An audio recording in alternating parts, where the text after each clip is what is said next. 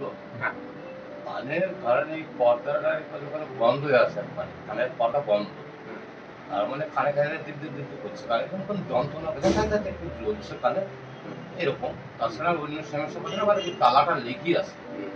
মানে কানে তালা আপনার ধরে রাখুন কতদিন দিয়ে লেগে আছে? মাসখানেক ধরে লেগে আছে। 1 মাস দিয়ে লেগে আছে। ঠিক। তারপরে আপনি কিছু ওষুধও খেয়েছেন? ওষুধও খেয়েছি আমি। এখন আমি যেটা করবো, আপনার কানটা একবার আঠার মতন জল জমে আছে। তার জন্য আপনি কান দিয়ে, যেমন অনেক সময় বলে কি ঝাঁপ ধরে আছে, বন্ধ হয়ে গেছে, শুনতে পাচ্ছি না, এই জিনিসটা হচ্ছে। আর পর্দাটাও একটু ভিতর দিকে ঢুকে গেছে। তো এটা খুবই কমন, যখন অনেক সময় এটা মানে নাক দিয়ে সাইনাস আর কানে দিয়ে এই প্রবলেম গুলো যায়।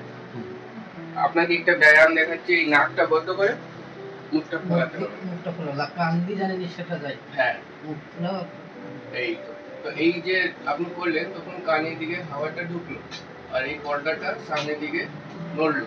তার মানে কি ওই পাইপটা এখন কাজ করছে।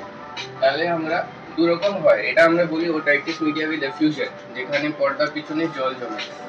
তাহলে এই জিনিসটা আমরা কিছু মেডিসিন দিয়ে ঠিক করে দিতে পারি। আর যখন মেডিসিন মাধ্যমে না হয়, তখন আমরা এটা একটা গ্রমেট বলে একটা যন্ত্র হয়, সেটা পর্দাতে বসিয়ে জলগুলো বের করি। কিন্তু আগে আমরা ওষুধ দিই। আর এরকম কন্ডিশন অনেক সময় যাদের খুব ঠান্ডা লেগে যায়, সর্দি লেগে যায়, নাক বন্ধ থাকে, জ্যাম থাকে, তখনও হয়। এটা খুবই কমন একটা কন্ডিশন। যাই হোক, এটা কোনো ভয়ের করার কিছু